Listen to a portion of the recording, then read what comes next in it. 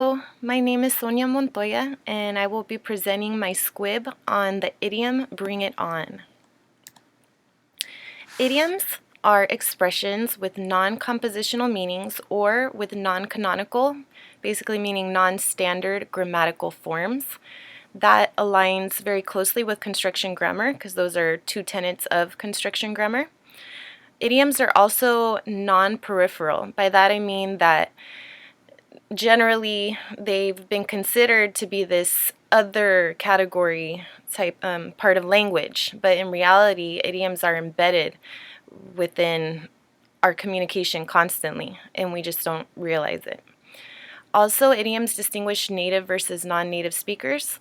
A lot of times I have miscommunication with my husband because I'll use an idiom in apply it in Spanish, an idiom in English, and he'll just think it's funny and won't really get what I'm saying.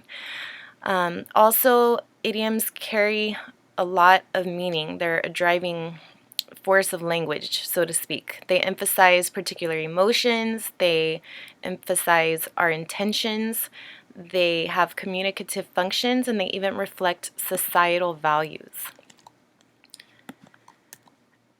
Specifically regarding the idiom "bring it on," this idiom appears frequently. It's the title of multiple movies, American movies: Bring It On Again, and Bring It On Again and Again.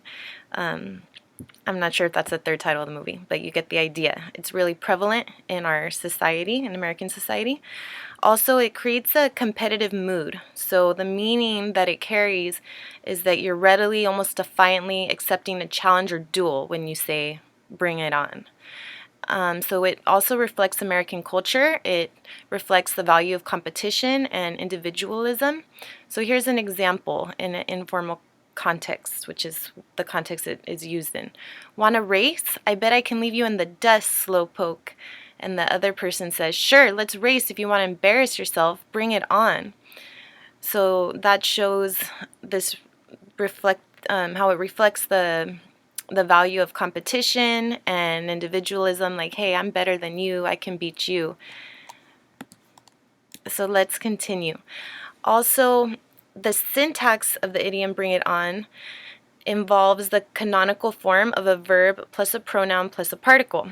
I know this or figured this out because it passes the phrasal verb test. So if you front the particle and make it into a question form, you'd say, "Unto whom did you bring it?" And that doesn't really make sense. So that tells you it's a phrasal. It would be classified as a phrasal verb. So on as would be a particle, not a preposition. This is an idiom, however, because it's non-compositional. So you can't add the meanings of bring plus it plus on to come to understand what "bring it on" means. For example, what is it even referring to? It doesn't make sense in a compositional way. So the non-canonical form of this phrase "bring it on" would be the verb plus a particle plus a pronoun. So it would be "bring on it." But this does not sound sensible to a native speaker's ear. And that is because there's no communicative function that is paired with that form of the phrase, "bring on it." It's never been established as carrying a function, a communicative function. In contrast, there are non-canonical forms that are similar to "bring it on," but in the non-canonical form, such as "get on it," like get going, get started, get on it. And also there's a song even called "Take on Me," and even though these are non-canonical forms, using the verb plus the particle plus the pronoun instead of plus the pronoun plus the particle, they're sensible, and that's because they carry a communicative function. They carry a specific meaning, unlike "bring on it." That doesn't carry any communicative function, it just sounds weird. So look up the song, "Take on Me," and you'll see what I mean.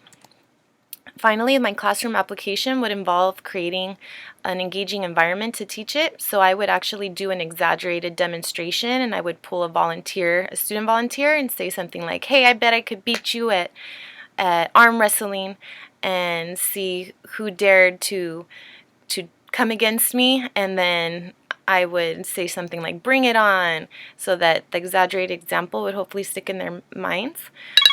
And